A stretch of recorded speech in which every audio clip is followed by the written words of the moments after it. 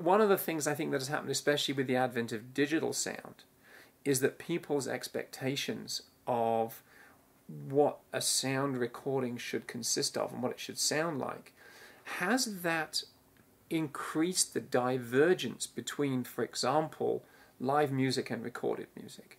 For many modern rock bands, for example, they have come to rely heavily on the recording process. Some of the things that they're relying on are overdubbing and being able to punch in and fix mistakes, which go back to Les Paul and in more difficult ways earlier than that. But of course, that's been taken to an extreme now with digital music, digital recording, where we can manipulate things to a very high extent. And we can retune things, retime them, move them around, cut, splice, edit, and so forth. People just don't realize, how much goes into it, and what goes into it depends on the band and the process and the record.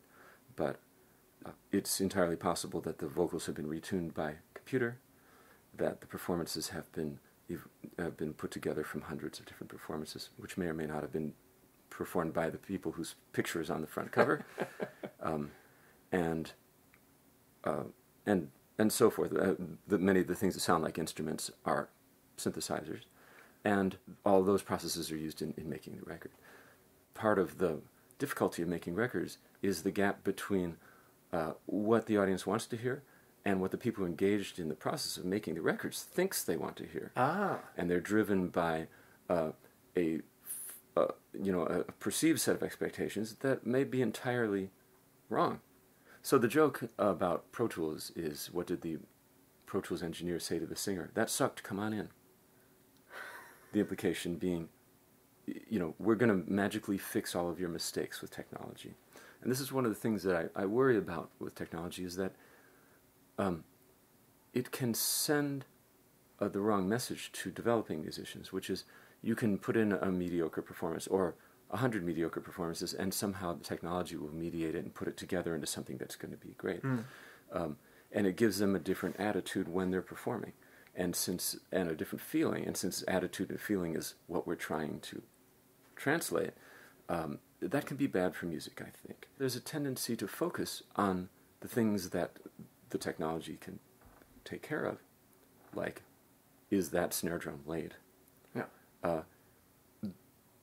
As opposed to the things that the technology can't take care of, like, is it a good song? Right, exactly. So it puts the emphasis on other things, and so everyone's engaged in the process, and they're in the back of everyone's mind, but no one wants to say it, is, well, is this really a good song, and are people going to like it? Am I going to have to get a job wearing a paper hat at McDonald's, or am I going to be in front of stages being ravished by thousands of people? I don't know, but wait a second, back that up. They're looking at the screen because we're all visually oriented, so everybody's watching the flashing screen anyway and ignoring the music that's coming out of the speakers. But wait a second, that snare drum is behind that line that designates where the beat is. We can't have that. People will laugh at us. And digitally you can just kind of move it. Right, we can digitally cut it and move it, or we can actually automatically digitally cut it up into slices where the computer will conform the drums so that whether or not people like the song, we can never be criticized on whether our snare drums were early or late. One of the sources for that is one of the basic atmospheres of the recording process, which is fear. No one ever wants to admit it. When you're playing live, you can see the audience's eyebrows wiggle. You can tell if they're paying attention. You can tell if they're engaged. You can tell if they're leaving. And you can sort of tell just by the angle of their head and by their head trunk orientation and how much they're moving and everything. You can tell if you're connecting. Right. And adjust accordingly. The basic problem with recording is that we're separated in space and time from our audience. That's a beautiful thing about recording, is that we can reach more people than we can play for at one time. But we're separated in space from them. We may hear from somebody from Poland, or so it'll reach people who are at a different place, and at a different time the recording will outlive us. But we can't see the people that we're intending it for. And there are different ways to deal with that. One way to deal with that is to please yourself. And I think that's generally where the best recordings come from. But especially in a commercial environment where there are other people involved in the decision-making process, like record company people and producers and so forth, and also when just these other factors of will I be able to make a living and so forth enter into the decision-making process. That makes it more complicated. And so it's one of the reasons that people can easily cross the line and overuse the technology.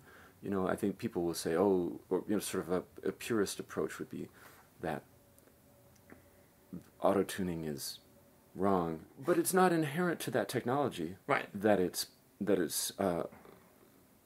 anti-musical, or that it's going to sanitize music in a certain way. You know, all of these technologies are tools, and the important thing about them is how we choose to use them. It is very human to want to take everything to the limit, and to keep dabbing at the painting until you've taken out all of the original inspiration. Well, also, what you're talking about is the fact that, you know, one of the differences between a play and a film is, and a novel, is a novel is mostly written by one person, with input from friends, editors. A play is written by one person, but it's really embodied and conceived by a group of actors with help from various technical people, and, you know, a director, etc. And a film, you know, you watch the credits for the next 14 minutes after the film is over.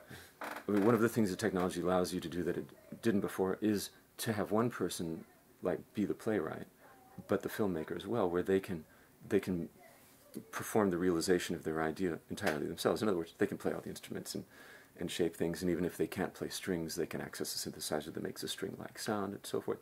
And for some people, that can be a wonderful thing, to give one person access to all the tools.